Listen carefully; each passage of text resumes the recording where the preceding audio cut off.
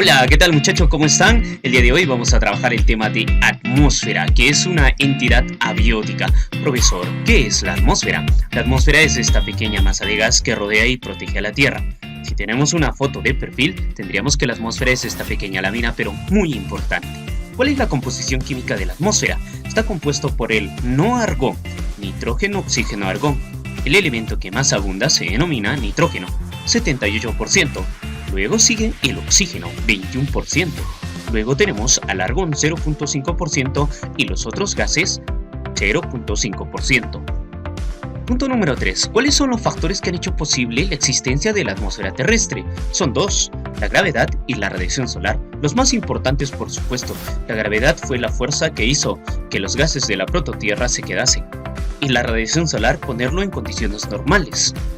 Y luego tenemos las características de la atmósfera. ¿Por qué se caracteriza la atmósfera terrestre? Número 1. Compresibilidad. Esto quiere decir que la atmósfera en sus gases están comprimidos, dependiendo de la zona. La elasticidad. La atmósfera, entonces, si nosotros podríamos comprobar, o sea, el aire, si lo comprimimos, podría volver a su forma inicial. Movilidad. La capacidad de desplazamiento de los gases. Incoloro, pues no tiene un color definido. Inodoro, pues no tiene un olor. Insípida, porque no tiene sabor. Entonces, si te percatas en el aire, a ver si tiene color, si tiene olor, si tiene sabor, ¿verdad? Muy interesante. ¿Cuál es la estructura de la atmósfera, profesor? Entonces, tenemos que la atmósfera tiene dos formas de clasificar. Por su composición química o nomenclatura, tenemos que presenta dos capas. ¿Cuáles son esas capas? Muy bien, nosotros conocemos las tres primeras a la perfección, pero estas tres primeras, según su composición química, se les denomina homosfera, porque los gases en esta zona son homogéneos, no varían en demasía. Luego tenemos la heterosfera, donde los gases ya son muy raros y variables, que contendría a la ionosfera y a la exosfera.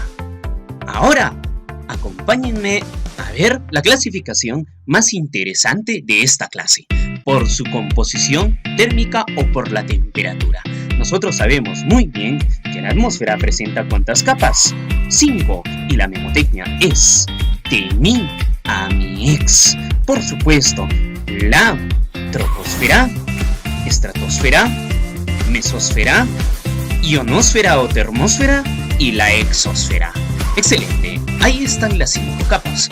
Ahora pasemos a desarrollarlas. La primera capa entonces se llama troposfera, la segunda estratosfera, la tercera mesosfera, la cuarta ionosfera y la quinta exosfera. La mnemotecnia, no te vas a olvidar, tenía mi ex. Pues bien, ahora en la geósfera recuerdas que habían espacios que me separaban capas y subcapas. También en la atmósfera los existe. ¿Cómo se llaman estos espacios que me separan a las capas? Se denominan pausas. ¿Cómo se denominan? Pausas. Por ejemplo, el límite superior de la troposfera se denomina tropopausa. De la estratosfera, estratopausa. De la mesosfera, mesopausa. De la ionosfera, termopausa o ionopausa. Y de la exosfera, exopausa o magnetopausa. ¿Está claro? Sí, muy bien, hasta ahí está recontra fácil, profesor. Luego tenemos que la troposfera abarca desde el nivel del mar, desde los 0 metros hasta los 18 kilómetros o 12, dependiendo. Recordemos que la atmósfera está más comprimida en los polos y en el ecuador menos comprimida. ¿Y esto a qué se debe? A la gravedad, por supuesto. En los polos será pues 12 kilómetros y en el ecuador 18 kilómetros. Vamos a considerar lo del ecuador, 18 kilómetros. Y la estratosfera de los 18 hasta los 35 aproximadamente. Y la mesosfera de los 35 a los 80. Y la ionosfera desde los 80 hasta los 1000. Y la exosfera de los 1000 hasta más allá. Ahora pasemos a detallar capa por capa. La troposfera es la capa más importante para el hombre. Y ahí lo tenemos, ¿sí? Donde se desarrolla el hombre en contacto con esta capa. Entonces es la capa del sonido, la capa donde el agua se puede encontrar en sus 3 estados. Pero lo más importante, chicos, es la capa donde se desarrolla la mayoría de los fenómenos meteorológicos, de los fenómenos atmosféricos, como por ejemplo, las nubes que me generan las precipitaciones, el arco iris, rayo, trueno, relámpago, etc. Pero hay una excepción. Hay algo que no ocurre, hay un fenómeno que no ocurre en esta capa. ¿Cómo se denomina? Las auroras polares. ¿Dónde ocurren las auroras polares? En la ionosfera o termósfera. ¿Estamos? Perfecto. Como te dije, aquí ocurren la mayoría de los cambios como el efecto invernadero, debido a la acumulación de dióxido de carbono. Pasemos a la siguiente capa, la estratosfera. De ahí el nombre, estratosfera. Estrato es capa, la esfera de capas. ¿Estamos? Como por ejemplo, en esta zona está la capa de ozono, también denominada ozonosfera, que nos protege de los rayos ultravioleta. ¿Estamos? Listo, y los gases que le hacen daño a esta subcapa se denominan el famoso CFC, cloro, flúor, carbono. Entonces es la capa donde el aire se encuentra en estratos. Prácticamente hay ausencia total de oxígeno. También se denomina la capa de las calmas porque en sus partes bajas permite el vuelo de los aviones supersónicos, por ejemplo. Muy interesante esta capa. Pasemos a la mesosfera. Aquí se ubica la sodiosfera. El vapor de sodio básicamente absorbe la radiación de color azul. Y por eso el cielo que tú le denominas es azul.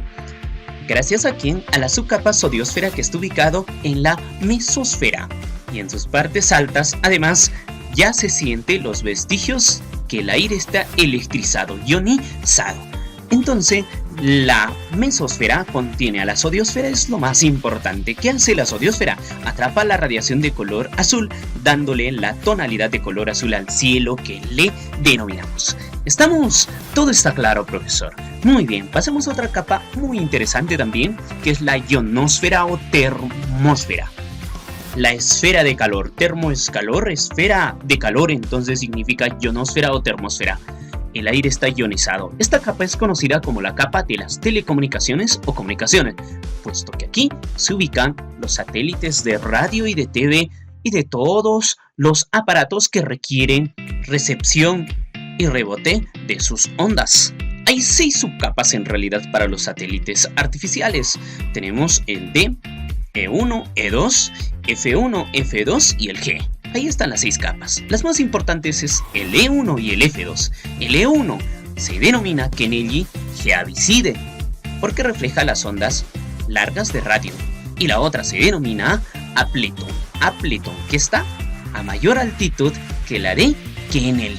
Y estas reflejan las ondas de TB. No te vas a olvidar entonces estas 2 subcapas muy interesantes donde están los satélites artificiales. Se produce además en esta capa algo muy interesante, la volatilización de los meteoritos. Ahí lo tienes, ¿sí? Entonces, cuando impactan con la ionosfera es cuando nosotros vemos las famosas estrellas fugaces. En realidad, una roca ha impactado con la atmósfera y a esto le denominamos la lluvia de estrellas, ¿verdad? La lluvia de estrellas, o también algunos la denominan las estrellas fugaces. Perfecto, muy fácil, profesor, y además de esto te había dicho hay una excepción de la troposfera. Las auroras polares se desarrollan en esta zona. Y para terminar estas capas tenemos que la exopausa o magnetosfera, la esfera externa, presenta 2 anillos.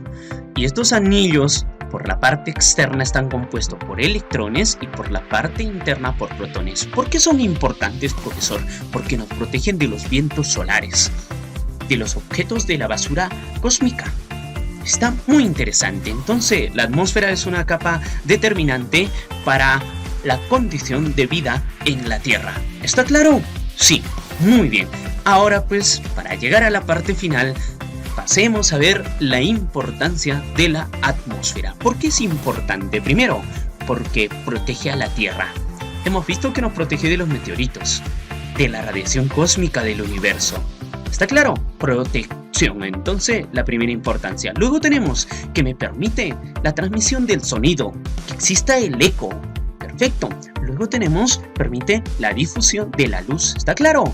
Protege a la Tierra, permite la transmisión del sonido, permite que también se difunda la luz. ¿Está claro? Sí. Luego también regula el clima en la Tierra. He ahí, no te vas a olvidar, regula el clima en la Tierra atrapa una parte de la radiación proveniente del Sol y una parte la libera. Entonces, muy interesante la atmósfera y también permite el vuelo de las aves y los aviones. Permite la respiración y además de esto, nitrogena los suelos y permite la combustión, entre otras que podríamos mencionar. Hasta ahí entonces hemos llegado, señorita Jovencito Mendel. Gracias por tu atención. Hasta la próxima sesión.